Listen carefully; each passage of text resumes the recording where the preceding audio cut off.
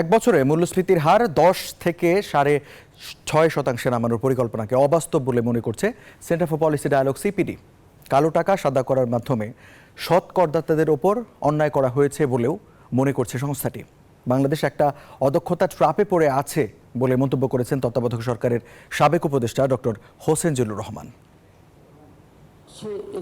Challenging সময়ে গতানুগতিক budget দেওয়া হয়েছে বলে মনে করছে centre for policy dialogue CPD. মূল্যস্ফীতিকে সহনীয় করার কোনো পদক্ষেপ না থাকায় এই বাজেটে সীমিত আয়ের মানুষদের স্বস্তি আসবে না বলে মনে করছে সংস্থাটি। বুধবার গুলশানে এক হোটেলে এসব কথা বলেন সংস্থাটির নির্বাহী পরিচালক ডক্টর ফাহমিদা খাতুন। কালো টাকা তাদেরকে যে 15% হারে কর দিয়ে সেগুলো সাদা করার যে সুবিধা, এটা যারা সৎ করদাতা তাদের উপর একটা অন্যায়। তত্ত্বাবধায়ক সরকারের সাবেক উপদেষ্টা ডক্টর হোসেন জিল্লুর রহমান বলেন, পরিশ্রমী উদ্যোক্তা, পরিশ্রমী অর্থনৈতিক কর্মী হলো সোনার হাঁস। এসব হাঁসকে জবাই করার চেষ্টা চলছে। বলেন, জবাবদিহিতার অভাব, অদক্ষতা ও দুর্নীতিকে প্রাতিষ্ঠানিক স্বীকৃতি দেওয়ার লৌহ ত্রিভুজে আটকে আছে দেশ।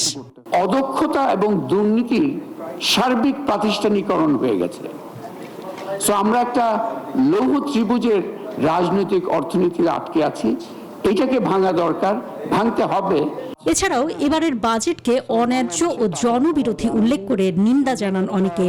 সব জায়গায় শুনি যে মূল্যস্ফীতি বিষয়টা বিবেচনা করা হয়, উপবৃত্তির ক্ষেত্রে সেটা কেন বিবেচনা করা হলো না? সহযোগিতা না দেখে এই বাজেটে দেখলাম যে আমাদের বেকারত্ব দূর করার প্রতিবন্ধকতা হিসেবে এটি কাজ করবে। বাস্তবে গ্রাউন্ডে মাটিতে আসলে কতটুকু তার সুফল পাওয়া যাবে সেই প্রশ্নটা থেকেই যায়।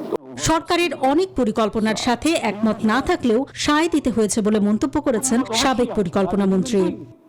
এমন প্রকল্প আমার হাত দিয়ে আমার একটুকে গেছে বা যাচ্ছে, যেগুলোর সঙ্গে আমি মনে পারে একমত ছিলাম না। আমার একটু আগের কথাটার সঙ্গে বাসকরি ভূতলে বিনিয়োগ পাতালে, এই ধরনের অনেক প্রকল্প এই দেশে আছে।